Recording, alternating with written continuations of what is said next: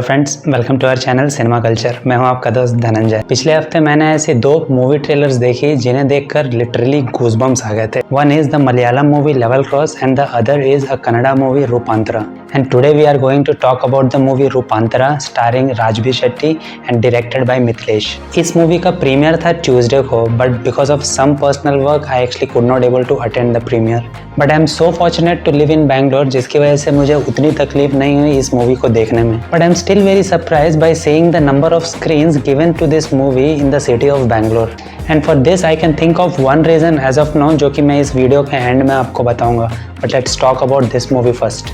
ऐसे बहुत कम मूवीज़ होते हैं जिसके क्लाइमैक्स ओपन एंडेड होते हैं और आपको मूवी देखने के बाद सोचने पर मजबूर करते हैं। Sometimes they affect you that much that it starts reflecting in your personality. Roopanthara एक ऐसी ही फिलोसफिकल नैरेटिव मूवी है विद 4 स्टोरीज इन इट। ये मूवी एक अंडरलाइन फिलोसफी पे चलती है, which is we always have a choice in our life that we either get to be a butterfly or die like a worm inside the cocoon. Life हमेशा हमको ये मौका ज़रूर देती है किसी ना किसी स्टेज पर।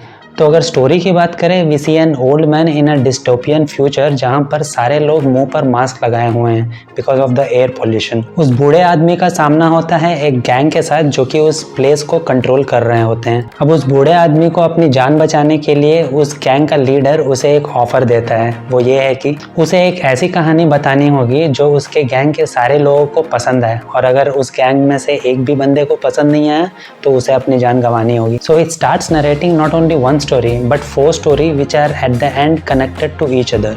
अब वो चारों स्टोरीज एक दूसरे से कैसे कनेक्टेड हैं and what happens to those characters at the end of the movie and what is the takeaway for the audience from all this 4 stories, you will get to explore all this in this movie. Movie के initial minutes में हमें ये देखने को मिलता है कि उस बूढ़े आदमी के पास एक कुकून होता है एंड जो वो 4 स्टोरीज नरेट करता है उस गैंग को, वो सारे स्टोरीज इस कुकून के फिलोसफी पे ही डिपेंड करते हैं, where he talks about the transformation of a worm into a beautiful butterfly. पर कभी कभी ऐसा होता है कि वो कीड़ा कुकून के अंदर ही रहता है और जिसकी वजह से वो सड़कर मर जाता है। इस मूवी का कोर आइडिया इतना इंट्रीगिंग है कि अगर इसे अच्छी तरह से बड़े पर्दे पर एग्जीक्यूट नहीं किया गया तो इसके कोर आइडिया का कोई वैल्यू नहीं रह जाता। But the director Mithilesh Edavalath and co screenplay writer Raj B Shetty is the finest example of how an idea is as good as its presentation. इस मूवी की स्क्रीन प्ले रेगुलर मूवीज की तरह फास्ट पेस नहीं लगती, but on the contrary it is actually a slow burn. But मुझे ऐसा लगता है कि this movie needed this kind of slow pace only, जिससे कि आपको वेरियस कैरेक्टर्स को जानने का मौका मिलता है and as an audience you could able to connect with this characters after some time into the movie.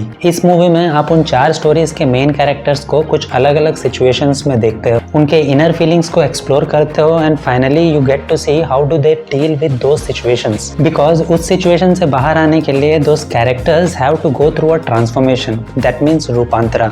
एक स्टोरी में राजबी शेट्टी का कैरेक्टर जो कि एक लोकल राउडी होता है, उसे बहुत जल्दी गुस्सा आता है and he can't able to control his anger, जिसकी वजह से because of an epic misunderstanding he gets into a fight with an IT employee जो कि अपने रास्ते जा रहा होता है। एक और स्टोरी में we see an old couple from the north Karnataka region played by Somashekhar Bolegaon and Hanumakka जो कि बैंगलोर सिटी विजिट करते हैं because the old lady made a wish to her husband कि उसे शहर देखना है। तो वो हस्बैंड उसकी इच्छा पूरा करने के लिए अगले ही दिन उसे शहर लेकर जाता है। इस स्टोरी में जिस तरह से इस कपल के बीच के बॉन्डिंग को दिखाया गया है उसे देखकर दिल को सच में सुकून मिलता है। बीच बीच में जैसे वो दोनों एक दूसरे को ताना देते रहते हैं और छोटे छोटे झगड़े होते हैं उनके बीच, वो सब की वजह से मूवी में थोड़ा ह्यूमर भी बना रहता है। But what happens after they visit the city, you will explore that in this movie. In another story, we get to see a young teenage boy जो कि drug addicted बन चुका है because of his some childhood trauma और वो online में games खेलता है and it's some kind of a challenge games जिसके influence में आके वो कुछ ऐसा करने वाला होता है जो कि सोसाइटी के लिए बिल्कुल भी ठीक नहीं है। दूसरे स्टोरी में you see a young constable played by Bharat जीवी जिसने अभी अभी ड्यूटी ज्वाइन की है एंड उसके पुलिस स्टेशन में एक केस आता है जहाँ पे आप देखते हो कि एक डार्क स्किन्ड औरत प्लेड ब्रिलियंटली बाय लेखा नायडू को एक फेयर कॉम्प्लेक्स के एक छोटे से बच्चे के साथ एक ट्रैफिक सिग्नल पर देखा जाता है भीख मांगते हुए by a so called upper class army person and उसे पुलिस स्टेशन लाया जाता है ये सोचकर कि वो गोरा बच्चा उसका नहीं हो सकता। सारे स्टोरीज में से मुझे ये स्टोरी काफी इंटरेस्टिंग लगती है because it actually reflects the actual face of the society and the so called intellectual people from the society, कि वो कैसे किसी भी चीज को लेकर इतनी जल्दी जजमेंटल हो जाते हैं। इस मूवी की स्क्रीन प्ले ऐसी लिखी गई है कि आखिर में जाकर ये चारों स्टोरीज एक दूसरे से कनेक्ट हो जाते हैं and the most important thing is that हर एक स्टोरी और उनके कैरेक्टर किसी न किसी तरह के मेटाफोरिकल रेफरेंस को रिफ्लेक्ट करते हैं। राजबी शेट्टी का character is a true metaphorical reference of Karma. जैसा हम आज करते हैं हमें उसका फल भी उसी के हिसाब से बाद में मिलता है। The old couple is a metaphorical representation of the promise, how you keep your promise for your loved ones. The young teenage boy is a metaphorical representation of the bad influence around him. And the last one जो कि वो constable और भिखारी औरत का है, that represents a metaphor of being judgmental. और एक चीज जो मुझे अच्छी लगी टुवर्ड्स द क्लाइमैक्स वो ये कि कुछ स्टोरीज के क्लाइमैक्स को ओपन एंडेड रखे गए हैं, which makes audience think about the characters even after the completion of the movie. Music by Midhun Mukundan keeps you engaged throughout its narrative, along with the cinematography by Praveen Shriyam. I really like the way जिस तरह से dystopian future को दिखाया गया है. It looks very believable and stunning on the screen. Kudos to the production department as well. अगर performances की बात करें तो इस मूवी में Raj B Shetty is at its best. उसके कैरेक्टर इंट्रोडक्शन के सीन में हमें थ्रिल के साथ साथ ह्यूमर भी देखने को मिलता है, specially with the Rubik's cube which was very organic and at the same time very entertaining.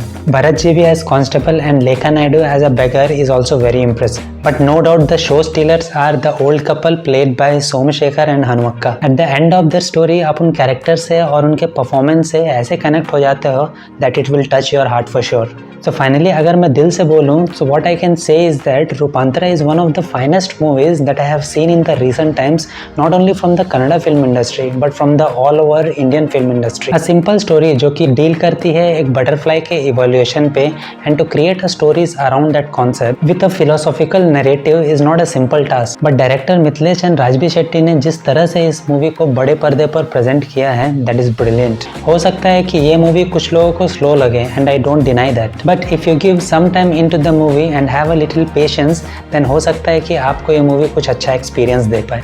आजकल ऐसे बहुत कम मूवीज हमें बनते हुए दिखते हैं, एंड जब ऐसे मूवीज ऑडियंस के सामने आते हैं, then as a movie lover and as an audience, it's our minimum responsibility to give the same respect to the makers by supporting the movie. And I am quite surprised by seeing कि इतनी अच्छी picture and वो भी राजबी शेट्टी के present की हुई film को बैंगलोर में इतनी कम स्क्रीन्स मिली हैं। क्या कन्नड़ा ऑडियंस थिएटर्स में जाकर ऐसे पिक्चर्स देखना छोड़ दिए हैं? I am not sure, but I sincerely request not only Kannada audience but everybody to just go and watch this movie if it's running near your theaters, because these kinds of movies need your support. The same I have told and requested in this video for Blink movie as well. By the way, Rupantra is available in subtitles in Bangalore, so just share this video and spread the word. And finally, I think that I have got another Kannada movie after Blink in my list of top 10 best movies of Indian cinema in 2024. That's all in this video. और अगर आपने movie देख ली है, please let me know कि आपका experience कैसा था and how do you feel about this movie.